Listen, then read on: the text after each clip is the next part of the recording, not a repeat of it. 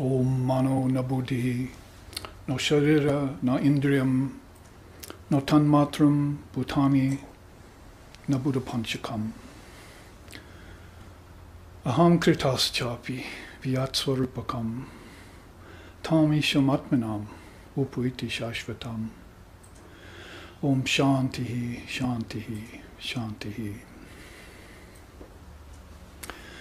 That one attains to the highest state of awareness, who dissolves the mind, the intellect, the thoughts, the body, the subtle elements and the gross elements, even the ego, into pure conscious awareness, into Atman. Om peace, peace, peace.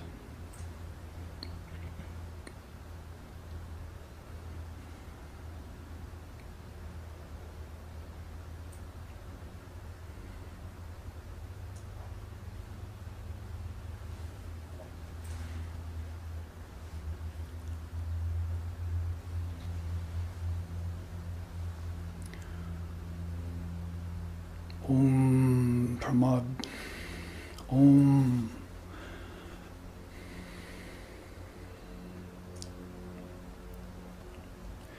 Pramadina na sandeha kim karishyami vrittiman.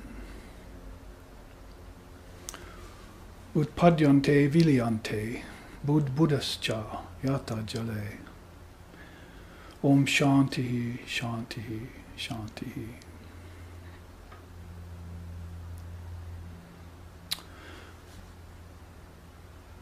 Ignorance is unreal, and therefore, how can it cause any real doubt? Therefore, what should the yogi do when faced with this mind and its projections? He should let them all rise spontaneously, then dissolve them all into the ocean of awareness, like bubbles into water. Om peace, peace, peace.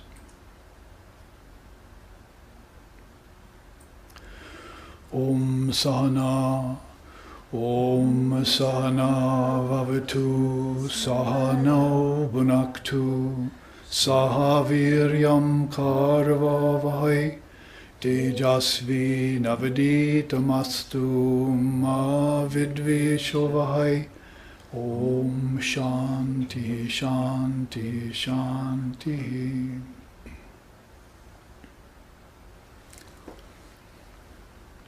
May Brahman, the reality, protect us. May Brahman sustain us. May Brahman illumine our thinking consciousness. May we not find fault with each other, with the world, or with the teachings.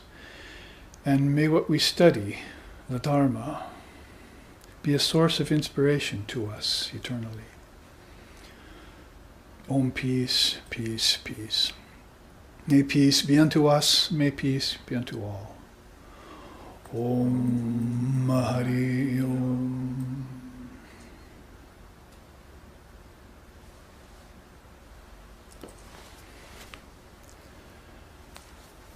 Welcome all here, Svagatam, and Gasho to our fourth Zen class of the series of 5. Next one ends next week, Sunday. And I see we have here locally 8 Sangha members, so that's perfect. We'll call you the Noble 8. That's what Buddha had around him at one time. These great practitioners who were very interested in the Dharma and in non-dual reality, or Buddha nature, or in Zen Busho. So whatever language you use, Dian, Chan, or Zen, it bespeaks of a 52-generation march from Shakyamuni Buddha to China, then to Japan, and 52 Dharma successors, which we talked about in the first class. 52 enlightened beings who carried the Dharma, and that's not counting those who took it to Tibet and Ceylon and Burma and other places. Uncounted Buddhas, if you will. We're to think that maybe Shakyamuni never came back. He just sent out his Buddha fields. As he said, I'm gone and gone forever. emerged into that ocean of pure conscious awareness that we talk about in Advaita Vedanta. But whatever the case may be, emanations without number spring forth, and they all come to us, teach us about the Dharma. Now, I was just in Kona, about an hour and a half's drive from here, speaking to 24 people, like the 24 cosmic principles. And at that place called New Thought Church, I gave a talk called The Wisdom Path, The Great Question, and the Final Answer. And it's amazing how much that title reminds me of Zen Buddhism and its teachings. That is, we find very often that there's, as Vivekananda has said, no difference really between Buddhism and Vedanta at all. So I really don't have to shift gears very much to come an hour and a half later after teaching about Atma Vichara, the great question, who am I? And then come here and appear in front of all of you to speak about Zen Buddhism with its penchant on non-dual meditation, or Zen.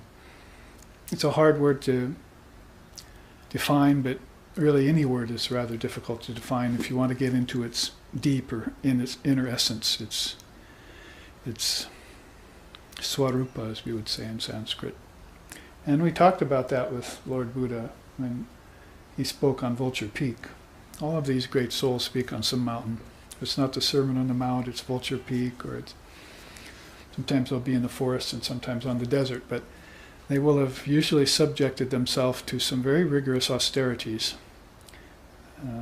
and some tapas, as we say in Sanskrit, and therefore come out of the wilderness with this great message intact and made extremely clear in their minds so that they could transmit it.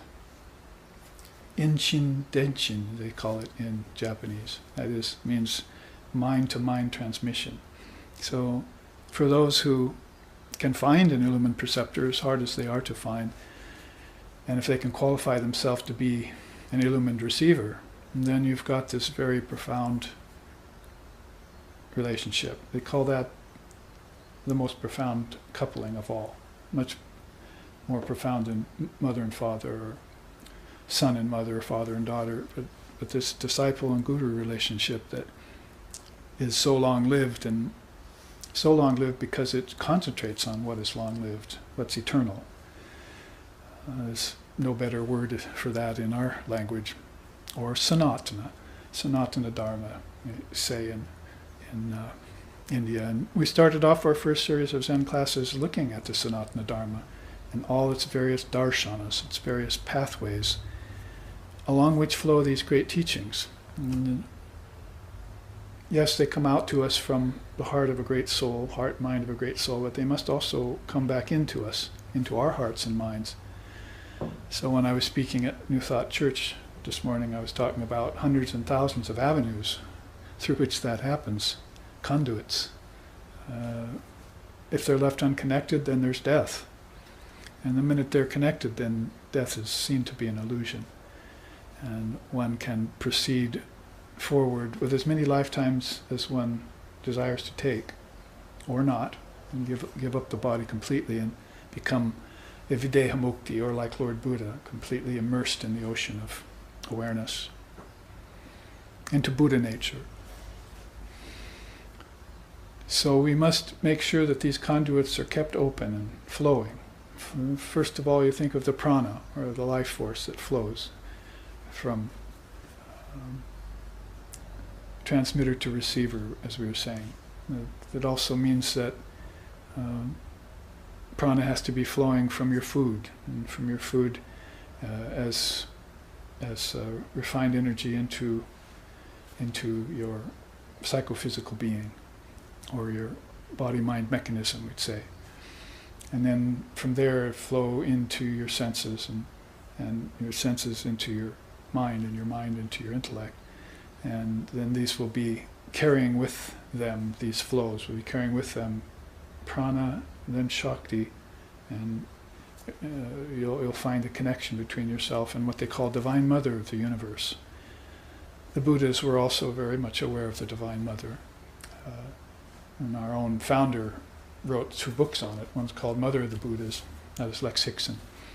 And the Prajnaparamita Sutra is all about Prajnaparamita, who is the supreme mother of wisdom. So you find mother power, or the Shakti power, existing in every religion and coursing through every illumined being. They know about it, and they feel it. They feel her, rather, manifesting and expressing through their body-mind mechanisms.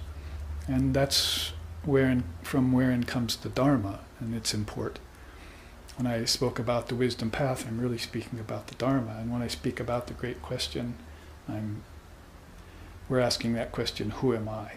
See, that's the Atma Vichara way of proceeding, and usually taken by a rare few, whereas the path of ecstatic devotion is taken by the many. The path of who am I is taken by the few, and leads them towards non-dual awareness.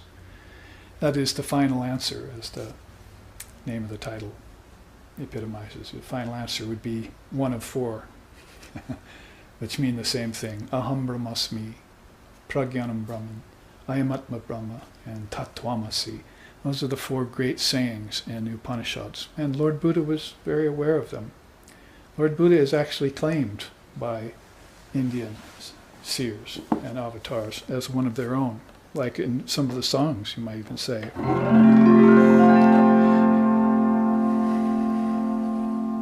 This one claims him as one of the 10 avatars.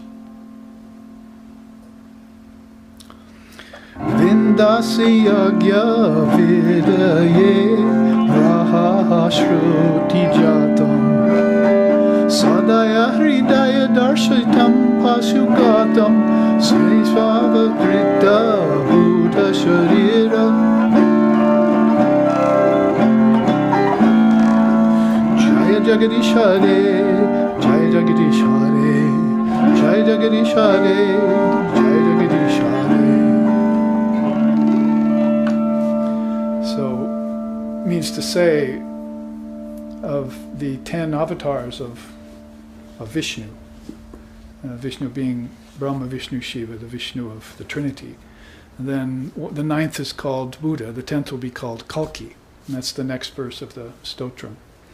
It says in the English translation, again, which are these powerful words, I soar on the wind of inspiration upon beholding thy wondrous victory, O Keshava, O scion of the Vrishni clan, pride of the Yadu clan, beloved of the Sakya clan. As Lord Buddha, the compassionate one, you declared an end to the unmerciful killing, harming, and suffering of all sentient beings. So this principle of ahimsa, or nonviolence, is particularly associated with Buddhism and Jainism. If you're looking at the historicity of something like 52 generations of the march of Buddhism from India to China to Japan, with the offshoots of Tibetan Buddhism and other, and then you're looking at 550 BC up to the present time. But at about Buddha's time, there was also Mahavir, who is the 24th Tirthankara of the Jains. So you can look back then 24 generations prior to Buddha, with the teachers of Mahavir was the 24th, and you can see how far back then this idea of non-violence and non-harming and non-killing goes, as far as India's way of thinking. Ahimsa then being one of the grand principles upon which the whole religious tier is built upon. So if you find it in songs like this one by Jayadev on the 10 avatars of Vishnu, then you find out this deep connection with Buddhism and Hinduism, as if they're non-different. Sometimes I would go to my students in India, my Hindu students, I would go to their homes, be invited there to bless their altar and preside there in some puja. And I would see the altar ahead of time, and when I look at the altar, they'd have a picture of Lord Buddha on their altar with other Indian deities. And so I would turn to them and ask them the question, oh, you're Buddhist too?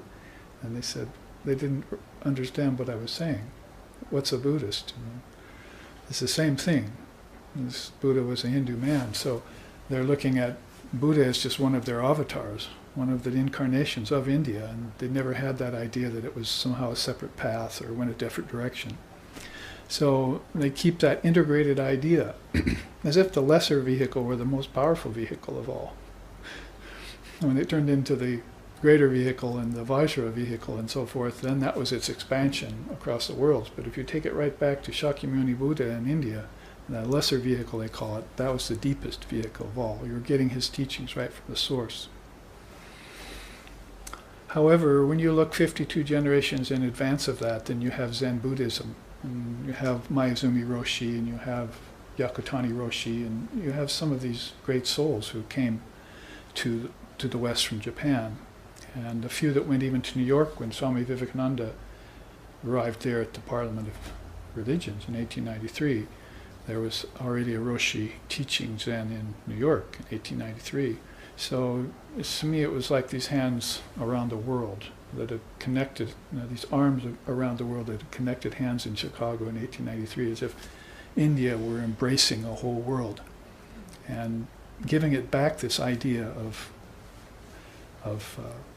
not just non-killing and non-injury, but the impossibility of killing and the possibility of injuring anything, based on the fact that divine reality is untouchable, is transcendent. It's not subject to birth and death and growth or disease, old age, or the 6 transformations. Those 6 transformations, by the way, we had a chart on last week. We saw them in the way that India looks at them, and we saw them in the way then that Buddhism looks at them. One's called the 6 billows, and one's called the 6 transformations. So there again you see the same teachings. In our first Zen class, the chart I was showing here on my left was the 3 worlds. And we saw that in Japanese Buddhism they have the same idea of these 3 worlds. The Kama, Loka, and so forth, the world of desire, which is out here, and then the inner world, which is a heavenly world, and then a world of subtle or causal ramifications. So if you look into the Dharma of Japan, when it was teaching Zen, many of the teachings show a direct correlation to the original Buddhism of India.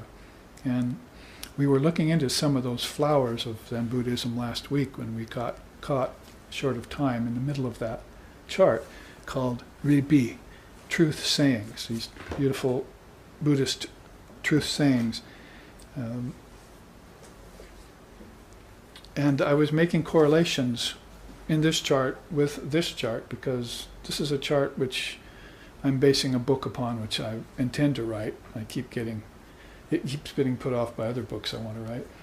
But whatever the case may be, you find out that the Japanese terminology and the Advaita Vedanta terminology are much the same. You can make a correlation straight across the board with so many of the famous Advaitic sayings with the Zen Buddhist language. So Sanskrit in Japan, and in fact there's the kind of 3-word march. See, Dhyan is meditation in India, Chan is meditation in China, and Zen is meditation in Japan. So that was how it took 3 steps, as it were. And it was all based in one meditation. That is, the whole path really is based in the essence of all spirituality, which is this deep non-dual meditation, which comes straight from oneness and expresses itself in oneness and returns in oneness. And in that way you see that its similarities are not just incidental or coincidental, but they are intended to convey that this is one path. And we often talk about that, ekam sat vipra bahuda vedanti in Vedanta. There is one path, although it's called by various names, by the seers. And in fact, this morning at New Thought Church I started off with that chant too, because they're a multi-denominational group. They like to draw from many different denominations, and which is good to a point. That is, it's not, eclecticism is good, but eventually you're going to want to draw deeply from one source. And Zen is very famous for that. So you remember how we looked at Wild Fox Zen, and we looked at Tangled Vines Zen, and we looked at Zen sickness, Zenbyo it's called, and we looked at 5 different kinds of Zen which the Roshis are saying, be careful of these, we must go beyond these. Tangle of thickets and so forth, and then this emotional Zen where, and then there's a Zen which you pretend to be enlightened, but you're not really enlightened at all. So there's 5 kinds of strange kinds of Zen we looked at in the second class on our series, the first and second class of our series. So we want to be aware of those dangers in becoming spread too thin. See, we must dig one deep well and strike water, as they say in our tradition. So we looked at those kinds of teachings and saw how many correlations there were. If you just want to review for a second this list on this chart, and there's the image of Inshin Denshin, where Lord Buddha's casting flowers at at the world, and the world's just shooting arrows back. So it's all nonviolent compassion from the Buddha, but then the world's always giving back these whips of pain and these problems. So Buddha remains compassionate via all of that. And there he is smiling and twisting a flower. You see, and Mahakashyapa was the only one who understood that meaning. Because the story was that Lord Brahma of the Hindu Trinity came down to Vulture Peak and took on a body so that he could hear Lord Buddha speak. So when he got near Lord Buddha, he said, "Would you please speak on the Dharma?" And Buddha picked up a flower and smiled and just turned it. In other words, he was saying the Dharma cannot really be expressed through words. And of all the people there on Vulture Peak, only Kashyapa knew what he meant, and he had an immediate enlightenment experience from just seeing the Buddha do that. So enlightenment got transmitted to him, mind to mind, inshin denshin in Japanese. And he had a profound experience right away, and so he became the first Dharma successor of the 28 generations of Indian Buddhism. He was the first. He got the mantle passed on to him. He got the torch lit and then passed it on to 2,700 generations before it went to China. So there was a lot of beautiful story and historicity and present in that time, and a lot of teachings that were fundamental to Buddhism at the time, early Buddhism, that is, got passed on and through generations, moving their way through China into Japan, didn't really get corrupted at all. They stayed pure. It was a beautiful stream of transmission teaching. That's really the secret, one of the secrets of a transmission lasting for so many millennia or centuries and millennia, and without getting tampered with, because in other cases it hasn't been truth.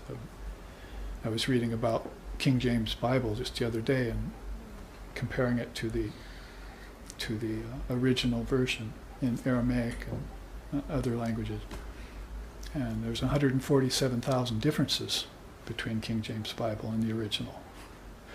So that's how a text or teachings could get tampered with. Whether they're tampered with in a negative way or whether they're improved, well, that's a given. But to get it straight from the source, that happens in this kind of transmission that's happened from India through Vedic period to the Upanishadic period to Buddhism and then to Shankara, and finally now, I think, down to Vivekananda and how he brought it here to the West. It's these arms circling and beginning to hold hands together in a way that maybe most people don't know of yet, but those who do have this idea of the interconnectedness of all things. That was one of the 3 greatest teachings of Lord Buddha anyway, the interconnectedness or interdependence arising of all things. How on the surface it looks like everything's scattered, or not only the surface mind, but the surface of events and everything. It's not connected, but if you look just underneath the surface, it's all connected. Sri Ramakrishna went to a lake and pulled a little edge of a creeper vine, you see, that was covering the whole lake, and pulled it, and the whole thing moved at him just by pulling that one little piece of vine. And he turned to his disciple and said, just like that, underneath the surface, everything's connected. So on the surface, it maybe looked like it's scattered or have no relation to one another, but all these events are connected underneath. And you might say, when you hear that teaching from the Buddha or from a great being, you might say, there, I found the secret, you see. But the Buddha would be shaking his head, no, you haven't found the secret. You found the problem. The problem is that everything's interconnected. And you want out, you see. So that's a whole different train of thinking. And that's the Buddha's pure mind. That's Buddha mind, is absolute freedom under all circumstances, at all costs. Is that, and the Father of Yoga followed up some 700 years later, after Lord Buddha, by speaking about Kaivalya being isolation from nature. It's never going to be a popular teaching to isolate yourself from nature. But whether it's popular or not, the very truth is that your soul is not matter. Your soul is not material. And matter and material have all actually come from the mind.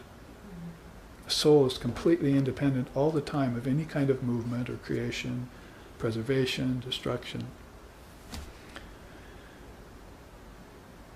So this morning at the New Thought Church, I was talking, they want you to start off their service by you giving the group of listeners a question. So the question I gave them is, have you encountered death yet? As I was about to give Zen teaching, so I was in the Zen mood. See? I'm in a Zen mood. So they all went around the room with the mic, you see, and talk about their encounters with death or not. Some people had none. So this is something that brings you to the internal meaning of birth, life, and death, that it's a cycle. And so I had to conclude with my own interpretation, or the interpretation of the seers, about how the destruction of a thing is its return to its source. That's all. It doesn't actually get destroyed. When you see something dissolve or get destroyed, it's actually a return to its source. So that's a teaching by Ram. Sri Ram said, the destruction of all things is their return to their source. What you're seeing is just their disappearance from the outside and their return to their essence. And Ram Navami was just on Thursday, and next week is Hanuman. So it's all, Ram Hanuman now, period of this divine worship. So to return to the source again is what happens to everything. So everything is eternal, even these cycles that are going around. But back to the teaching of the interdependence of all things, when you see that, then you might start thinking about something that doesn't have to be wrapped up in cause and effect. Because all of this interconnectedness of all things has all been brought together in this tangle of thickets, karmic thicket, you see, by causes and effects, by actions and their repercussions. And that's how the ancestors got together, and that's how the humans got together here, and that's how the gods and goddesses got together in the higher lokas. And that's something that the freedom-loving soul will eventually want to transcend. Non-dual reality, or Zen, deep meditation on the source. And so that even if you see the Buddha on the road, you'll want to kill him, because it's an illusion, you see. I don't want any illusions. I just want pure conscious awareness. As long as I need help, then I want a guide. But as soon as I get free, I don't need a guide anymore. I can go ahead and be free. Or I can meet with other great freedom-loving souls. And just,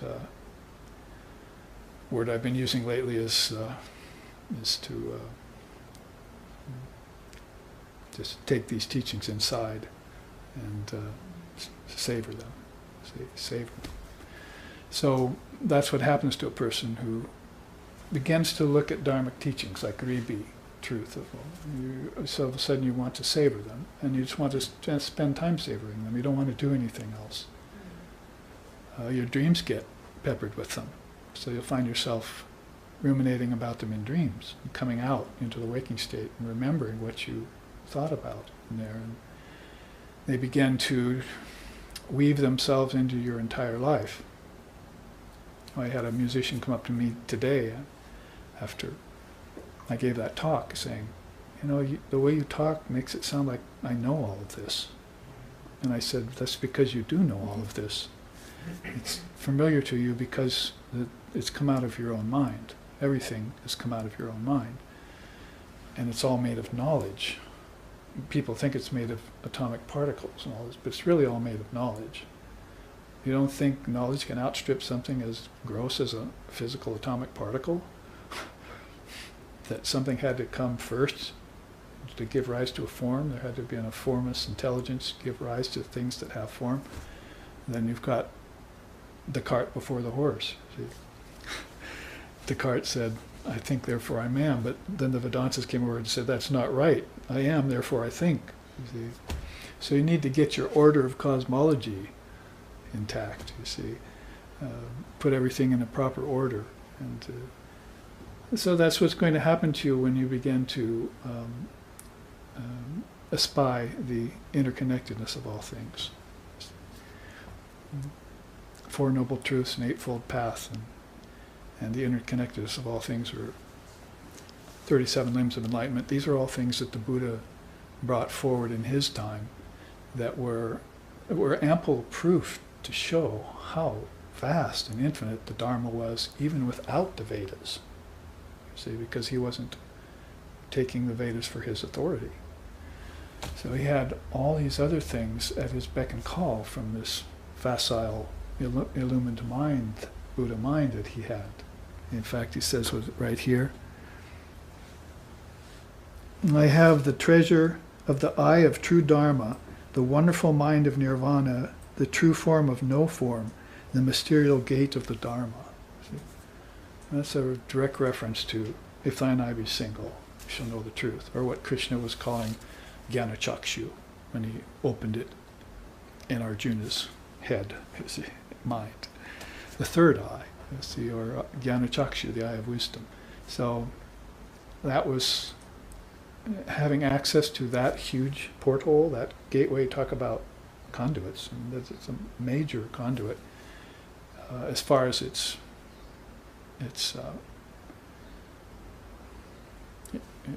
width and breadth, but it's very a lonely pathway because only a few beings travel along it at any given time. Down here, this pathway is traveled by hundreds and thousands all the time, the path of the ancestors, the lower three chakras. It's rush hour every day, 24 hours a day.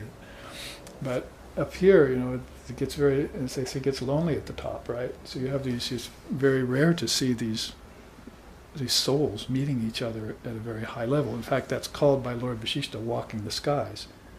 If you can walk the skies in that scripture, then you have the ability to penetrate through these grunties, these knots that are keeping souls from going inward. I mean, some of this is, is symbolic. You'll have to forgive that, as it were.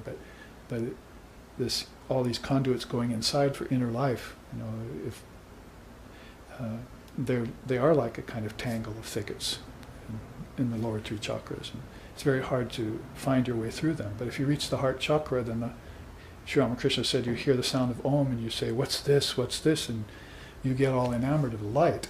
And you hear the sound, the divine light, Jyoti, and the divine sound, Shabda. And you don't think Buddha heard those and saw that? Then you must be highly mistaken. So this inward path is peppered with Ribi, these truth teachings. And the Buddha was one of the ones who was most adept at transmitting them to you, mind to mind. If you had the great fortune to be one of the Noble Eight, see, and to hear that, and hear it at the right moment particularly. When you talk about the final answer, the great question and the final answer, then it means you're hearing one of the Mahavakyas, or one of these great statements, and you're hearing it at a time when you're ripe and ready to have this enlightenment experience. See.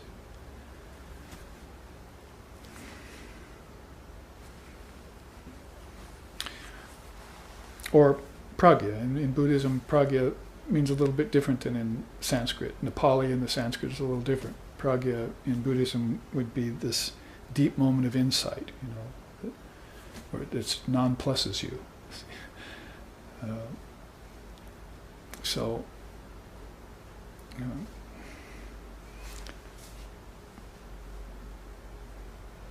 that will happen to the soul who's prepared and ready. Now we went through some of these. Inchinin fusho, thoughts not arising. See, it's a nice Zen way of putting it. Thoughts don't arise in my mind anymore. I can put them away. Most people who sit for meditation, that's what they're trying to do. And so they're trying to get rid of their thoughts because some teachers told them, you should yoga chitta vritti nirodha. You should try and take away the thoughts of the mind and then just sit, with a non-vibrational state of mind. But once that's accomplished, then it's hardly a feat anymore. For a scattered mind finds it very difficult. Dull mind finds it very difficult. Excited mind finds it very difficult to battle thoughts. But balanced mind, peaceful mind, equanimous mind finds it very natural to do that. And pretty soon, not only is it finding it natural to do that in meditation, it's finding it natural to do that out in the world in action. You find souls who are just moving from place to place like ghouls or ghosts, Sri Ramakrishna said. And, they're accomplishing so much more than anyone else does, but they're not seemingly exerting any energy, and they're not suffering any negative effects coming back from their actions. So there's a karma yoga element in it that's very masterful. And you could say in the same thing there, hakushi, see, white paper, empty mind. So it's hard to say if Buddha got that from India or India got that from Buddhism, but Sri Ramakrishna recently has said that if your mind is like a piece of paper, and it seems like it's pure and white, but if you hold it up to the light, you'll see all these dark specks in it. That was one of the stories he used.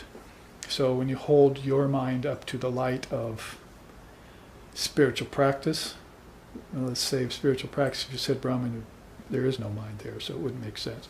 So you hold your paper up to the mind, paper up to the light of spiritual practice, these austerities you do, and you see all these imperfections in yourself, and then you know where to work on yourself. It's a good thing. Sounds bad at first, turns good later, as Krishna says in the Gita. What feels good at the beginning, you don't want that.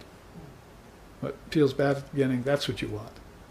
Because knowing human nature, he knows, they're going to run towards pleasure. But they should know that pain is a better teacher. See? So what's negative at first, that's what you want to take. And then it'll turn positive later. It'll turn nectar-like later. So that's this idea of negative teachings, of empty paper, white paper, empty mind. And then we went through shosho shuni and moku shuni, non-duality and silent non-two. So there's the words for Advaita, you might say, in Japanese language. And the way they put it, silent non-two. It's like they probably got that because Ramana Maharshi and others were using expressions like that. God is not one. You don't say God is one. Say it's not two. Because duality is where all this distance from Brahman comes from, or distance from Buddha nature, or distance from Allah comes from when the two-ness gets in. And as soon as the two-ness turns into manyness or diversity, then you're even further flung from the source. And pretty soon it becomes scattered mind, as I said. And it's very hard to get mustard seeds back in the package, Sri Ramakrishna said, after the wind blows them out. So the mind gets so scattered, it's going to be very hard to return to a state of not two. In Tantra, they call that Vaicitra. Vaicitra means preoccupation with varieties. And it leads to moha, delusion.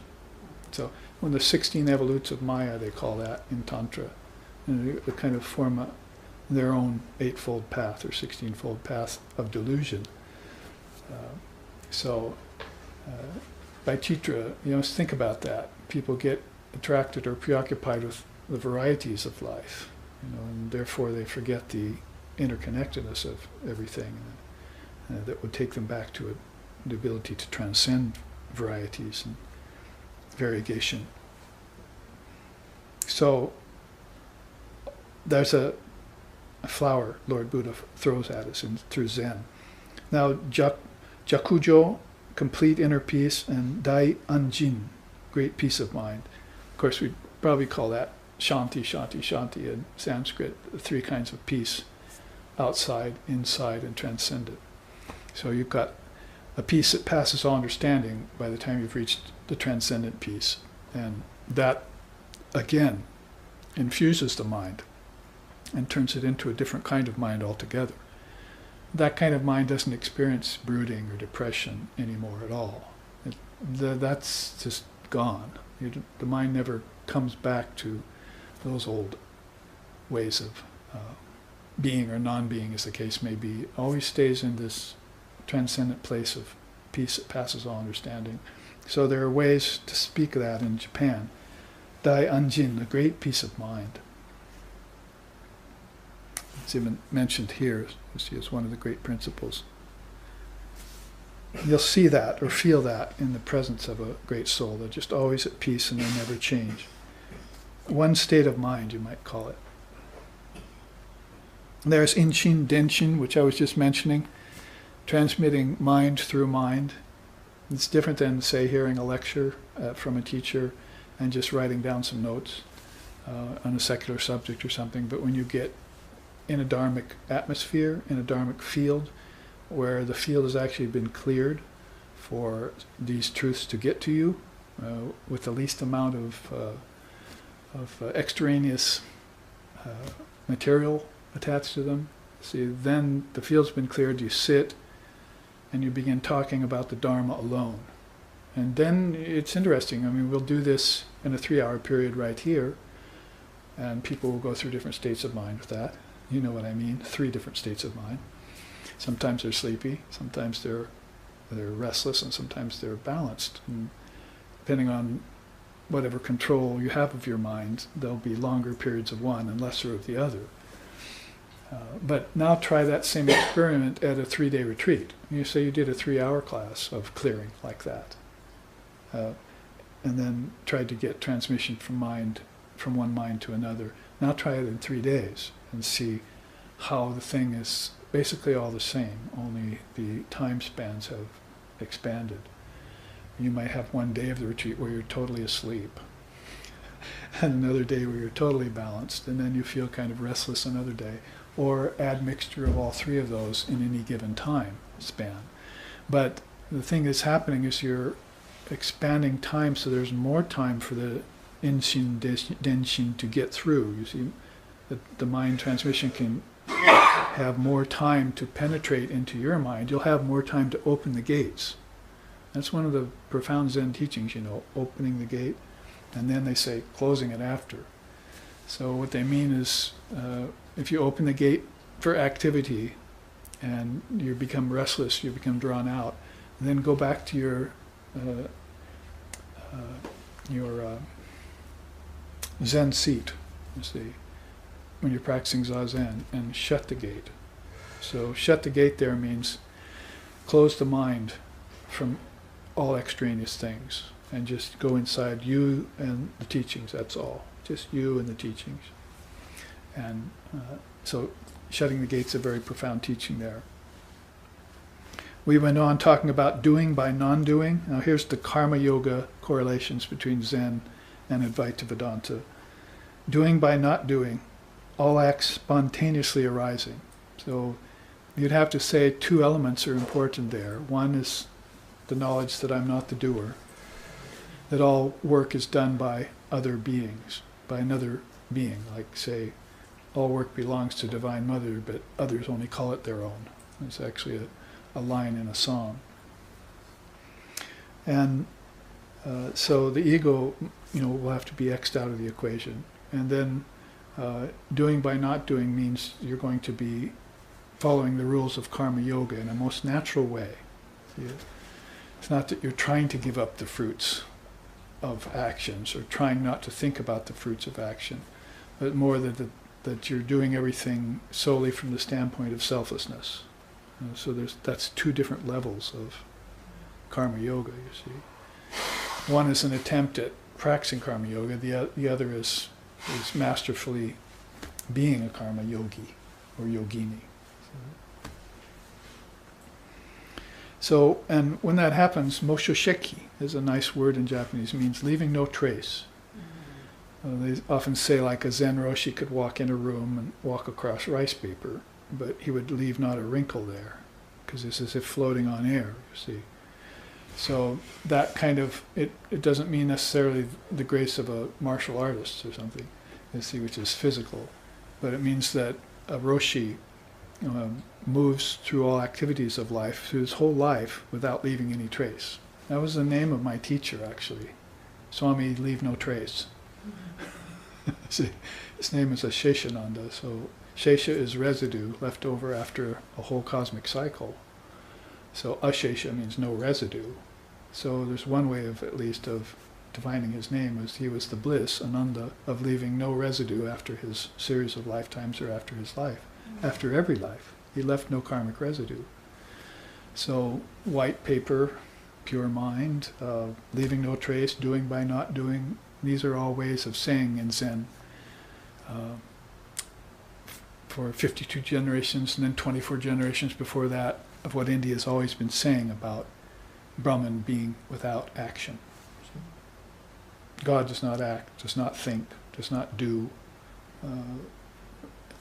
and you are that, you see. So why are you out here thinking and doing and acting, especially with negative effects coming from thinking, doing, and acting? You better at least first get thinking, doing, and acting together. Thought, word, and deed, you know what I mean? Get that together to such a state that it's not bringing any negative repercussion back on you see. Then you can say, oh, I'm a karmic master, you see. And then maybe you can tackle this last leap, you see, of non-duality, where the mind itself, it's responsible usually for thinking, doing, and acting, then becomes no mind, or becomes Buddha mind, or Chit Shuddhi. I mean, it's over here. I think I have it across the board. Chit Shuddhi is the Sanskrit equivalent of pure mind. It means pure mind is God. That's where we left off last week, actually. I wanted to go through those because I didn't want to feel like the last 15 minutes of last week's class was rushed, because these are important Zen teachings. But Ishi Injo is the next one on the list there. Training by one master only. We talked about Wild Fox Zen and Emotional Zen and Tangle of Thickets Zen. We were talking about people who quite often, as is instanced by our own Western culture in America today, run after one teacher and then run after another teacher and get a mantra there and then take a mantra there and get a mantra from a book and then get a mantra from several different teachers and kind of cast around like that as if there's a quick fix for their problems. But the only real fix is stopping, see, and not revolving on that wheel anymore. And so they say the best thing is find your master and get your teaching and then just settle with it. There's one thing, Shamakrishna was speaking all the time in a very high vein. And Holy Mother finally said about him, everything he's ever said is true. But if you just take one thing he said and concentrate on it, that will be enough for you. There's a very remarkable statement she said about this living Buddha, a recent Ramakrishna. So another thing he used to say was, if you want to kill someone, well, if you want to kill yourself, just take a razor and do it, you know. But if you want to kill someone else, you're going to do a knife, a sword, a spear, armor. Nowadays, probably a Uzi. Whatever it takes, because other people don't want to be killed, you see. So he's talking about the ego. If you want to kill your own ego, it's not that big a thing. You can subject it to the light of God or Brahman or practice, and you can see it's hollow and give it up. When you see that it's a rascal, he used to say, it's like an onion. There's no center to it, it's all peelings. And it makes you cry when you do peel it. So that's the ego he's describing. But if you want to kill others' egos, you're going to have a knife, a sword, armor. That means you're going to have to know all the teachings, see. Because whenever they show a weak link in their armor, you're going to want to jab one of those in there, See? You think embodied beings, they have lots of time to realize God? No, probably not, you see. Almost, in fact, I used that question today at New Thought Church in my talk this morning. I said, how many of you think, how many people in the world have an inner life? And then, so there was dead silence, of course. And I said, practically none. Almost no one has an inner life. How many would agree with that? And all hands went up, you see. So an inner life means that you've opened up these nadis, the yoga, these inner channels, to be able to contemplate the teachings and to be able to break through barriers and impediments of the mind and of the prana, get the prana flowing, breathe right, sit right, eat right. I mean, all these basics are there before you can even get to the problem, which is the ego-mind complex. That's the problem. It's the projector of all your births, and it's the supplier of all your deaths, too. See, the ego is born and it dies, but the soul is never born and never dies. So you're manning your consciousness, your ego up with your consciousness instead of putting your consciousness on the Atman or on Buddha nature. And therein is your mistake, you see. And you may go through lifetimes doing that. You're supplying the wrong market, you see, with all of your energy and all of your goods, you see. So very few people have an inner life, and Christ knew that about the fishermen along the river, that they didn't have an inner life yet. They had loaves and fishes and wives and huts, but they didn't have an inner life. Let's take you to Gethsemane, and I'll show you an inner life. Now sit and meditate with me. And then I'll tell you this teaching, John. In the beginning was the Word was with God, the Word was God. And then he's telling you about the origins of everything, which, by the way, Christ didn't believe in origins as the ultimate reality. Christianity did. That was a big problem with Christianity. There are no origins to anything. Krishna makes that clear in the Gita, thousands of years before the Bible, that there's no beginning and middle and end to anything. There just seems to be. There's just one continuous, if you want to put it Zen or Advaitic style, there's just one homogeneous mass of pure conscious awareness.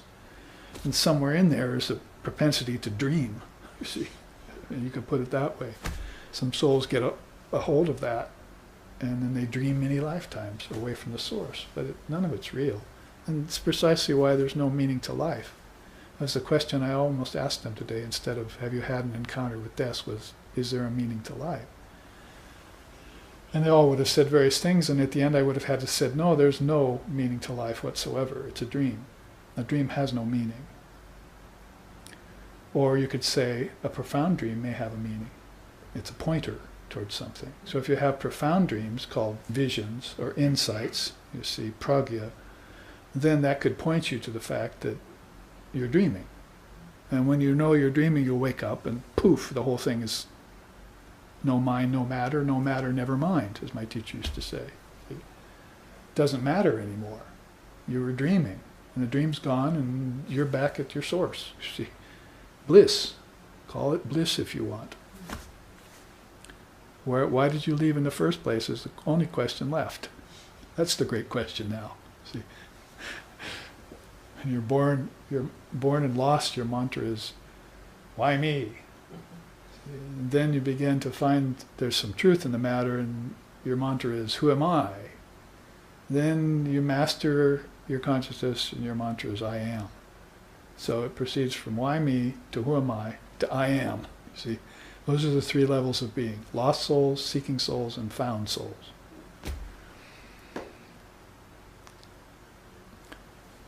So in order to find yourself, then quite often, and it's been, in this world at least, instanced by their examples, is that they all take a teacher. Sri Ramakrishna took several, 3, 4 teachers. And so Guru Tattva is a very important thing in our tradition, extremely important. It will help you awaken. If the Guru has all this armor and weapons, and you need a razor knife, they supply you with one right away, you see. Oh yes, take this and kill yourself. And then be free and join us. So that is what the Guru can do for you if you will open up and allow it. See, it's all a matter of that.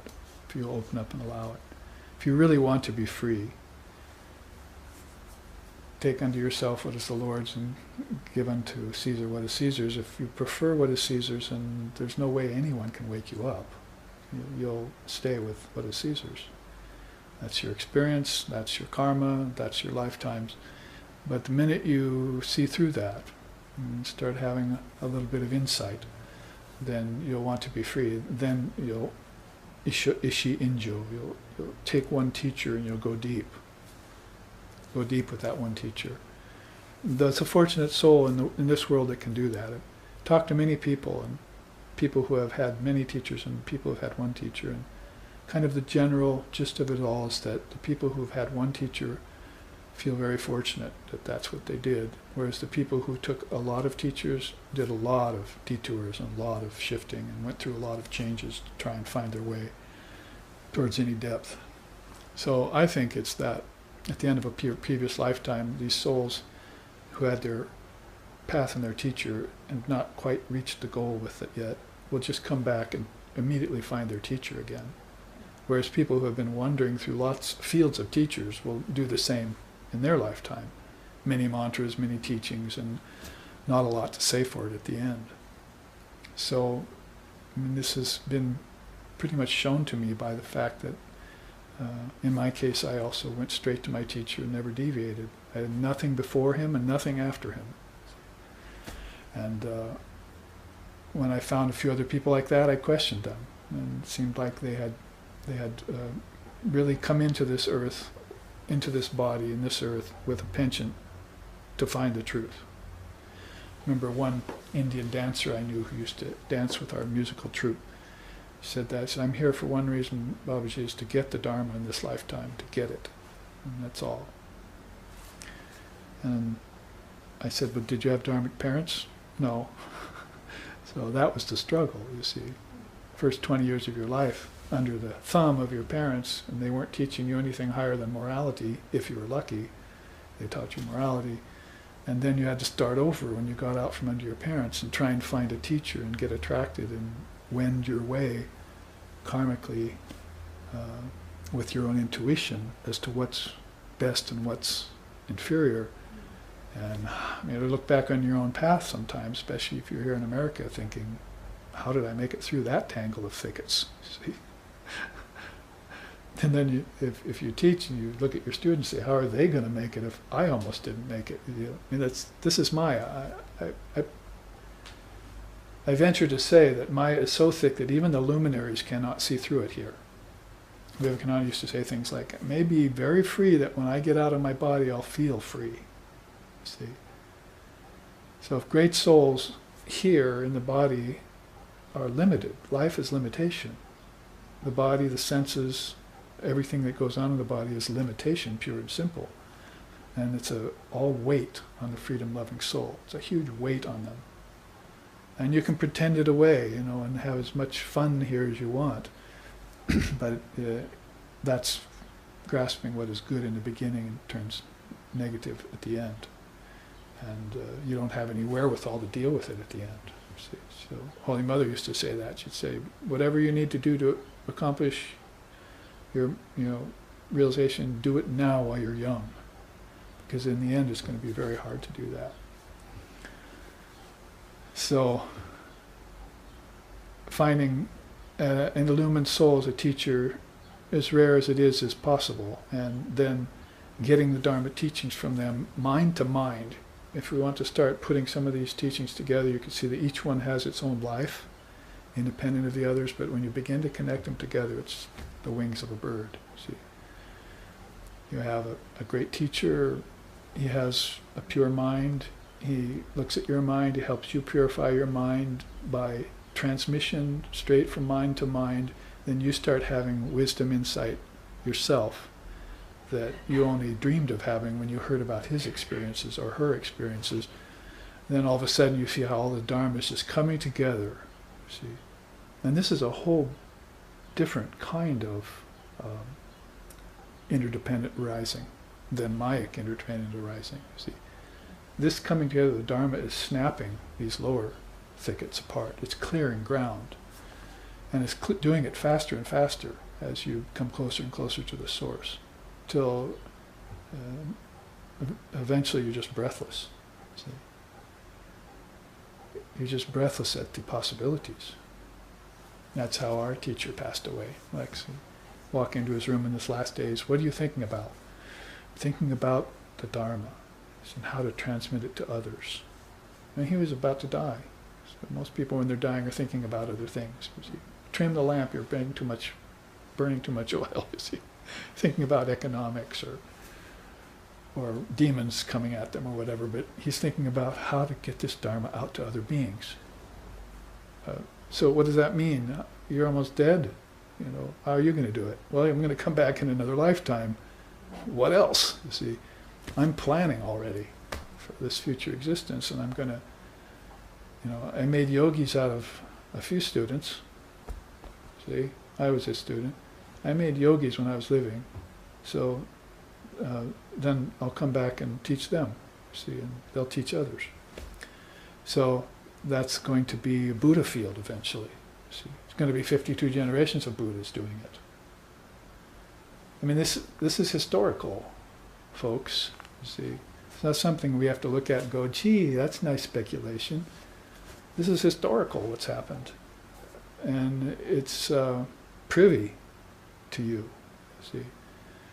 It's not given to the masses. They don't have an inner life.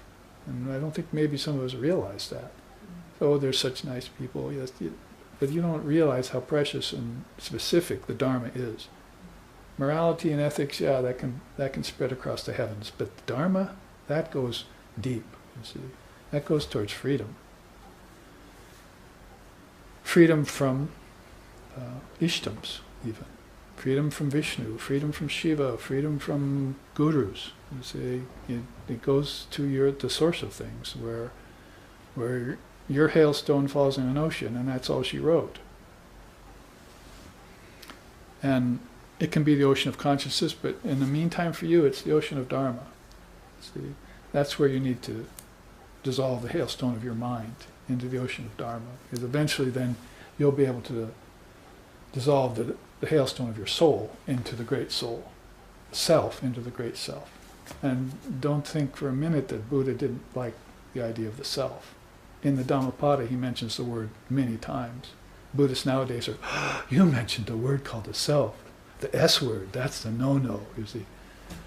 In the Dhammapada you'll find him mentioning the self all the time. He just mentions it lower self and higher self. See? He uses the words. So don't be too put off, you see. They're just words, in a sense.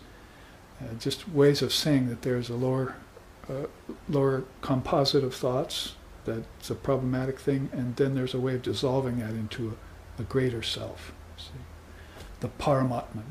From Jivatman to Atman to Paramatman to Brahman, if you want. You go by stages. And pretty much already preempted myself by talking about some of this, but Hanya is meditative wisdom. That would be like Jnanam. And Hanya or Jnanam would be the word for us in Sanskrit. Meditative wisdom. In other words, there are many people who are just sitting 8 hours meditating and trying to empty their minds of thought, but there are some people that come along, learn the wisdom and then meditate. And it doesn't take them very long to get enlightened at all. They're not sitting waiting for some enlightenment experience happening. They're rolling the teachings around their mind, and the teachings are breaking down their ignorance, and as soon as their ignorance is gone, they're fine again, you see. What is there besides ignorance that's in your way? Ignorance of your true nature, ignorance of the Dharma, ignorance of your birthless, deathless soul. I mean, you can go on. It's ignorance that's in your way, which is why I started out chanting today, Pramadina na sandeha kim karishani prittiman. Ignorance is unreal. So how can it cause any real doubt? That is, all doubts that are coming from you are unreal, because of unreal ignorance. So why make a double jeopardy out of the thing? My ignorance is real, therefore my doubts are real. You should say, my doubts are unreal because my ignorance isn't really real. You should be starting on that footing. In other words, it's like starting on saying, this self is Brahman. You see, I am one with my Father. And that's a much better premise to start on, even if you don't realize it yet, right? Isn't it much better than to say, I'm a sinner? As a sinner is going to have to say, well, then I must stop being a sinner, and he's going to have to go through all these reforms. And, you know, then eventually he's going to have to get rid of the idea that he was a sinner, which, you know, was being foisted on him by his dualistic religion. But if you start out saying, this self is pure and perfect, then any imperfections in you are going to take flight as soon as they hear that sound. Any darkness in you is going to disperse as soon as you admit that you are the light, you see. So, of course, you have to follow up affirmation with spiritual practice. That was one of the great teachings of Sri Ramakrishna Paramahamsa. He said, affirmation is good, but you must follow it up with spiritual practice. Now, this is the problem with most people who hear the teachings of Zen or Advaita Vedanta and then immediately say, this is wild fox Zen. This is like, I'm perfect.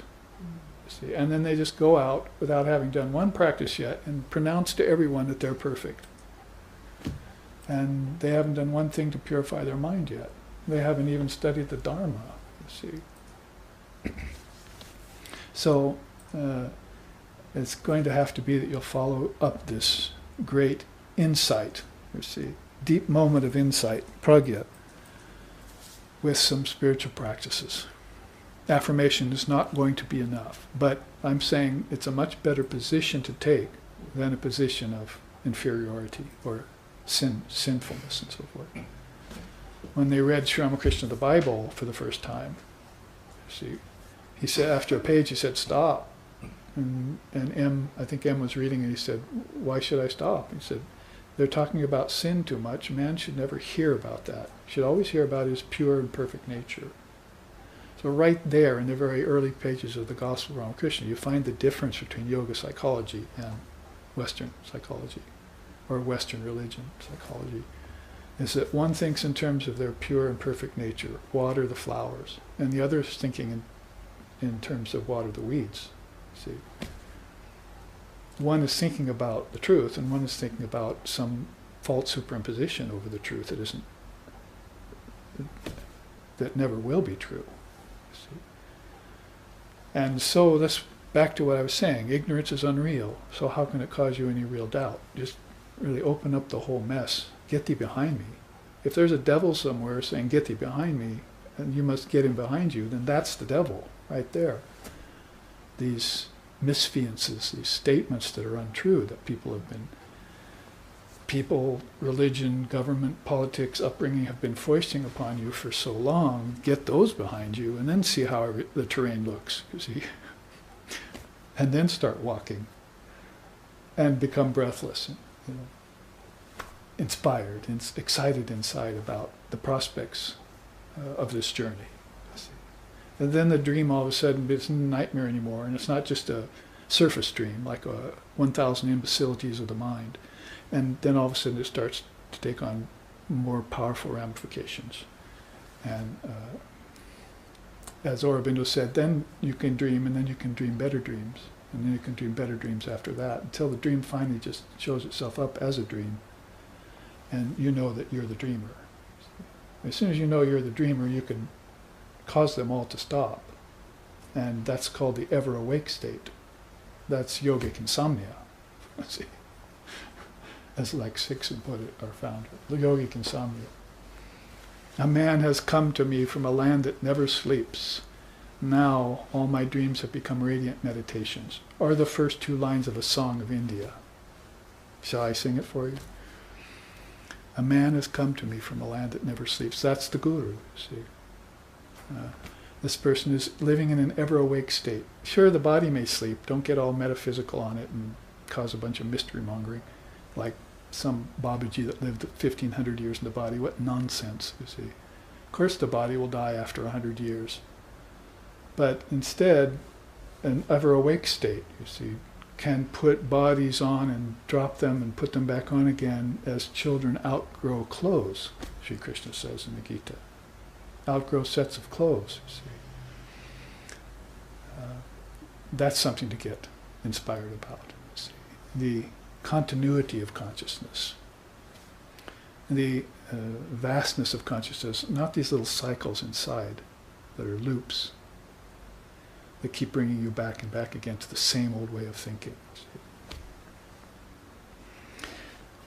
Bodhi, of course, wisdom that comes from enlightenment. So that's interesting. Meditative wisdom, it means wisdom you gain and then you go into meditation with it and it begins to fire up your meditations. Then you get these deep moments of insight, you see. Then there's wisdom that comes after enlightenment.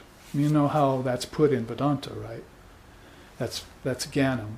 And then once you meditate with it, Dhyanam, then you come out of it with Vijnanam. So Vijnanananda was one of the names of Sri Ramakrishna's disciples.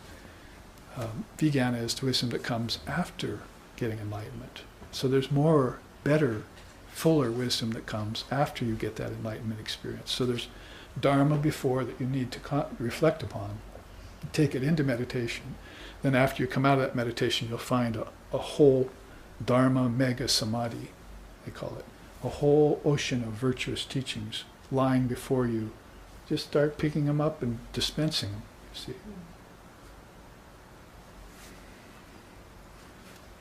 The last two here, Jisho Shoujo Shin, all-pervasive pure mind. All-pervasive pure mind. Nicely put there. Jisho Shoujo Shin, inner perfection. And then we would call it Swarupa, the essence of all. So your Swarupa is your divine essence, synonymous with your Atman.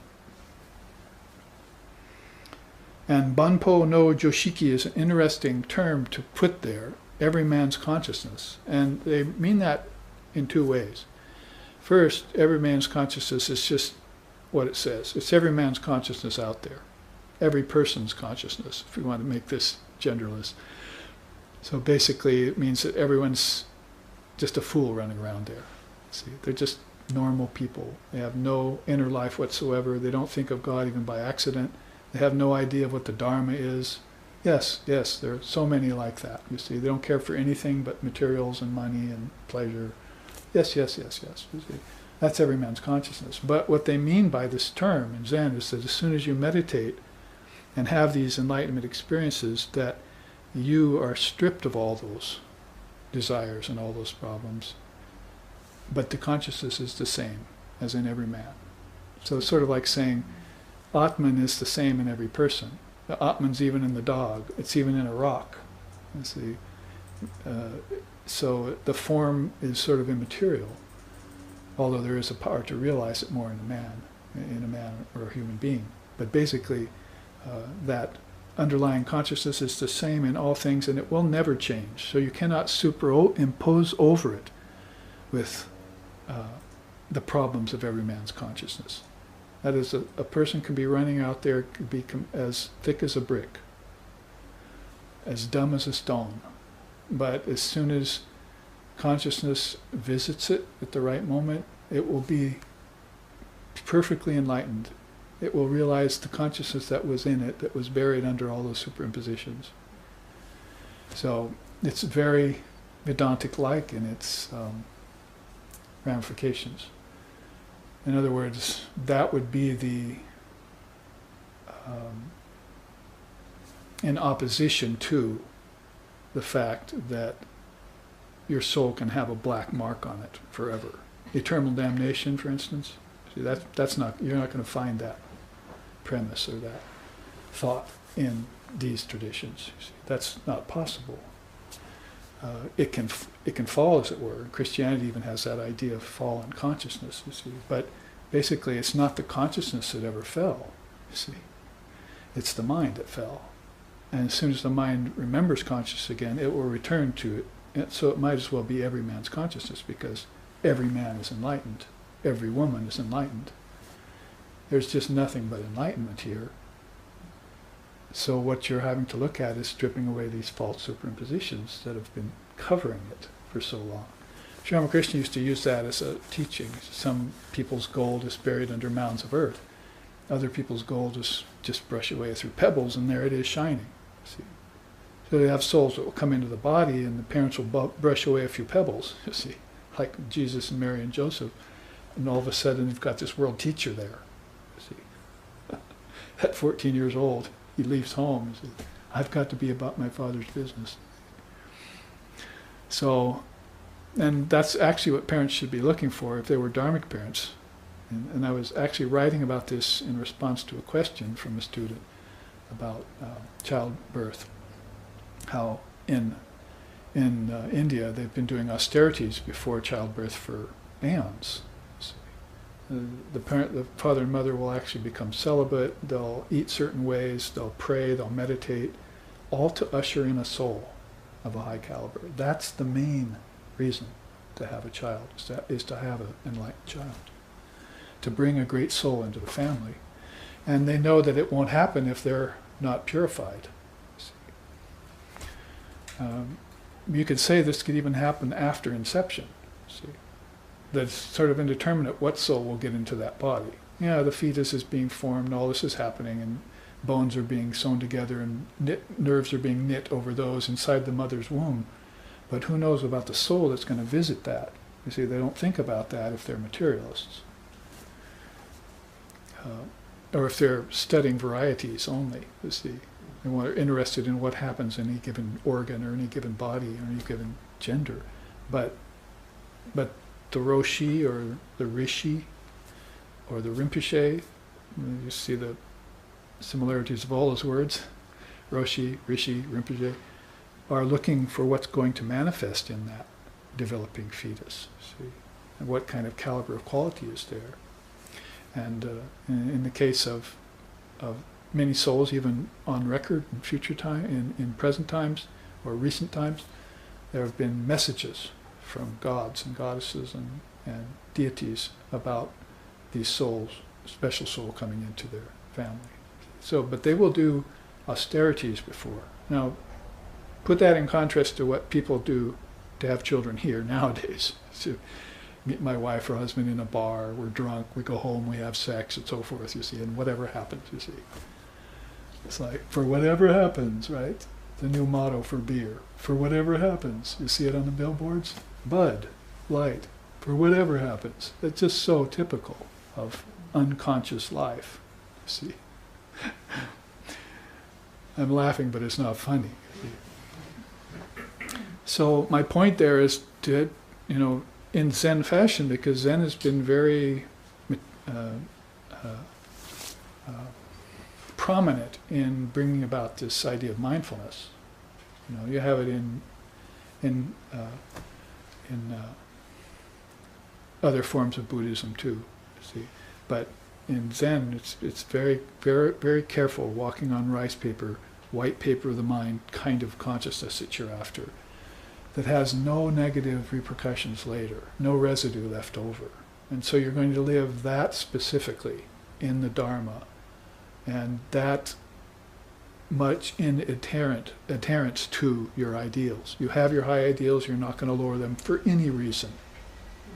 There's a default zone you will not go below, you see, in acting and thinking and doing, and that becomes your main criterion, your main default zone that you won't fall below.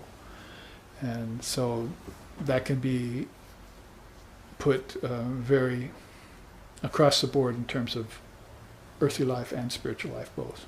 They're interconnected, right?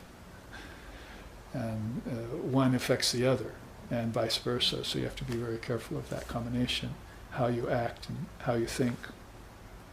Thought is father to the deed, they say. So some beautiful teachings, would you say, from Lord Buddha, Ripi, his truth teachings, and all the way from the top to the bottom. But when you get down there to every man's consciousness, you see the purity of Zen, the single eye of Zen, the Dharma eye he's talking about here in this final. Oh, I'll read it again and we'll have to have a break.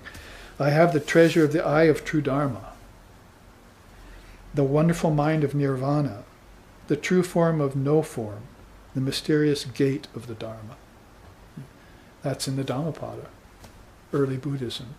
The Arhats heard him saying that, and there were 500 Arhats by the time he was living and after he passed, some generations, and they all got together.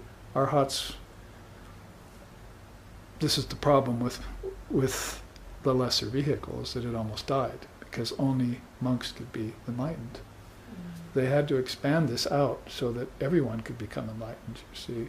So the greater vehicle had to be created. In part, that was the reason. And so the Arhats all got together and tried to remember everything Buddha told them.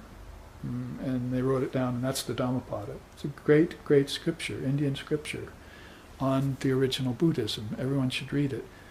And you'll find echoes, very, very early echoes of Zen, 52 generations later, in that Dhammapada, like the same.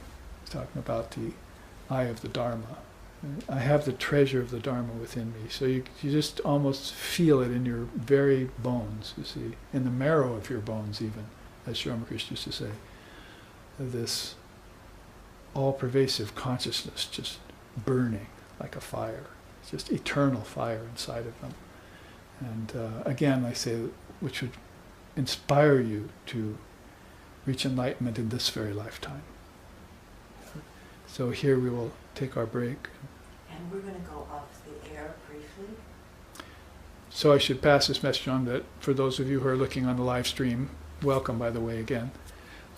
We will go off the air for this break, but we'll be back. Right away. Right away in 15 minutes. So here we will take our break. Thank you very much for your profound attentions.